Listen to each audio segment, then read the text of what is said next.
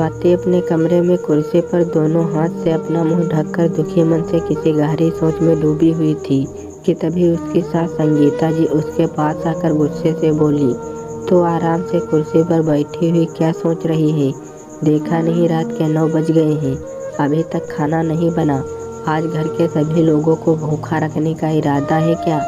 घर में सब खाने का इंतजार कर रहे हैं और तू आराम से कुर्सी पर बैठी है।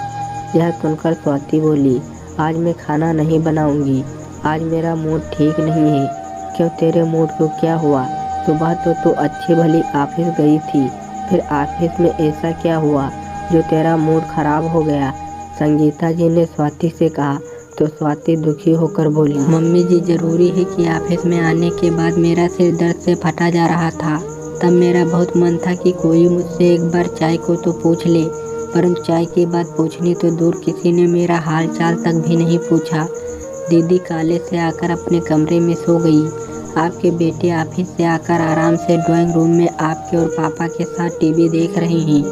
आपने यह तो कह दिया कि घर के सब लोग खाने का इंतजार कर रहे हैं, परंतु आपने या घर के किसी सदस्य ने खाने के लिए देर होने पर मुझसे एक बार भी नहीं पूछा कि आज तू उदास क्यों है, तुम्हारी तबीयत कैसी है? क्या घर की बहू को सिर्फ काम करने के लिए ही याद किया जाता है?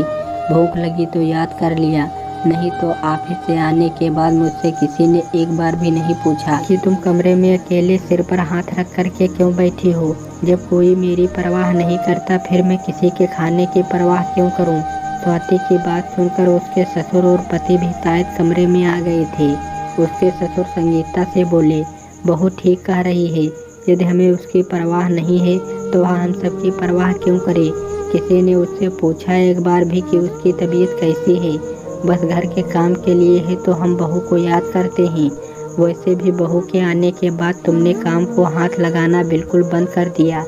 यह भी नहीं सोचा कि बहू अकेले इतना काम करके थक जाती होगी। बहू के तो जैसे 4 हाथ हैं। तुम अपना वक्त भूल गई जब मम्मी तुम्हारे साथ घर का सारा काम करवाती थी। यदि किसी दिन वो काम ना करती तो तुम रोटी देते वक्त उन्हें काम न करने के लिए अनेक उलाहने देती थी।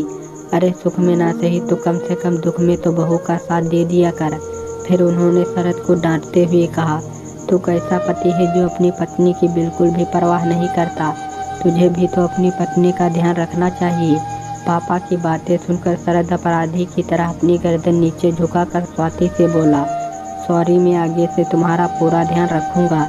पति की बात सुनकर संगीता जी भी शर्मिंदा हो गई थी।